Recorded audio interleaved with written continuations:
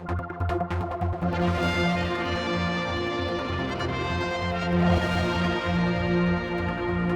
we've come down to Mark Leonetti's Utopia here on the promenade to talk to him and Councillor John Faragher.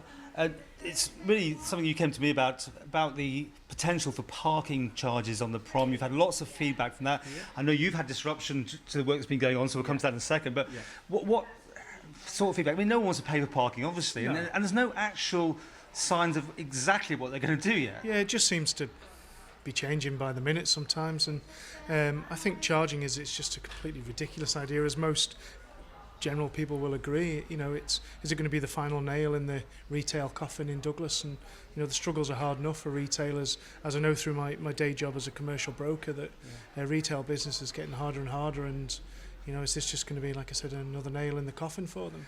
So with your day job, you're getting in the street, you're getting the feedback from people, from retailers. I know that Douglas Development are also looking in on this. I think they have a meeting tonight with the shop owners of Douglas, and you know, it's obviously something that's quite a serious concern to many retail. Mark, I mean, we know about the troubles you had in Walpole Avenue, your new salon. I mean, that's what everyone's going to get eventually as the promenade work continues. You'll get it here one day as well. Absolutely. I think fundamentally, you know, as an island, we rely on the flow and the sort of the ebb of money within every sector. Losing 60, 70 car parks just on that initial Regent's part of the promenade with the removal of the tram lines and what have you is going to decimate everyday parking. And then to add fuel to the fire, you know, retailers are on their hands and knees at the moment, and to actually charge shoppers for the privilege of coming down there and parking on the promenade, or what's left of the promenade, just doesn't seem to make commercial sense to me. And I don't see why the people in Douglas should have to fund the misuse of public money from government departments. You know, I mean, they want to cover their backs because they've misused our money in the first place. You know, maybe.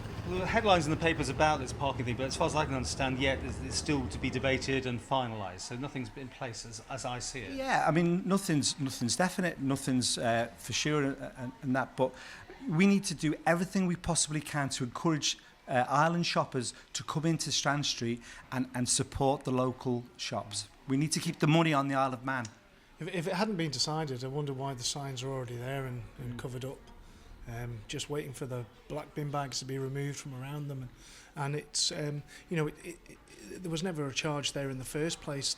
It's obviously that they need to generate more income from somewhere, and this is one of the penny pinching, pound wise ways of which they're going to do it. So I mean, fundamentally, people are parking on the promenade, you know, and in and around that area free because there is not enough sort of car parking per se that's already there in town. And the reason for that is possibly that the biggest employers on the island, that's the government, their government workers are parking in those car parks that should be for the shoppers, and yet the park and rides out at the power station and what have you are empty. Why is that? You know, how can Disney shuttle hundreds of thousands of people from a car parking area to the front doors, and we can't shuttle government workers from the power station to government and release 200 or 300 car parks a day in town centre? People are not wanting to pay for their car parking if they're going in to a car parking arrangement like, you know, Marks and Spencer's and what have you like that. But what they don't want to pay for is parking on the promenade.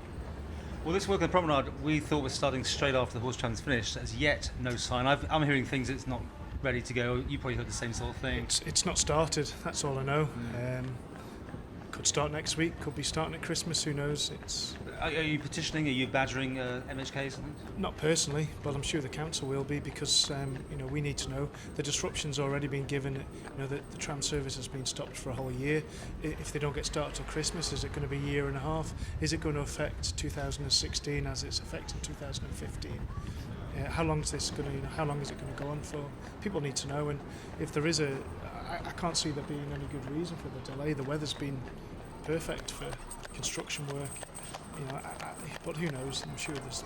I think based on the amount of time it took them just to sort out that little strip called Walpole Avenue, I mean, the chances of getting the whole of the promenade done in under 10 years is possibly, you know, minimal. Like you said in your article, I think we'll all be replaced by robots by the time it gets finished. It is scary, and somebody mentioned to me that potentially they were considering starting the major development of the promenade from both ends. Why disrupt both ends of the promenade in one go, you know? Just to finish though, I mean, the disruption you've already encountered will presumably hit other people, I mean, these other retailers along the promenade at some point. How bad was it for you? Well, it was obviously as a going in and taking over an existing business and what have you, and then of course there was a couple of businesses that were just starting up and they put a huge amount of money into their franchising.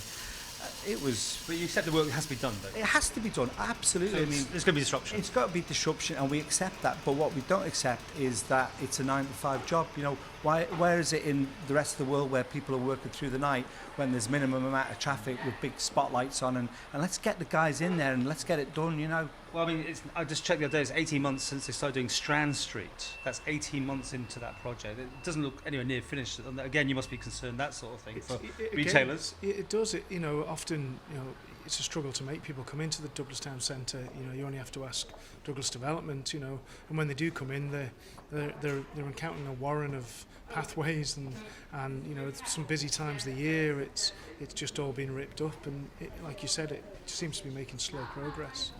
Okay, well, we'll keep an eye on this and see what happens. Absolutely. As I say, I just hope for the sake of our local retailers that the public are patient and continue to support them and don't be put off. And if you don't feel that you have to pay for that privilege of parking in Douglas, then speak up, shout up and badge your MHK and let them know that you're not happy about it.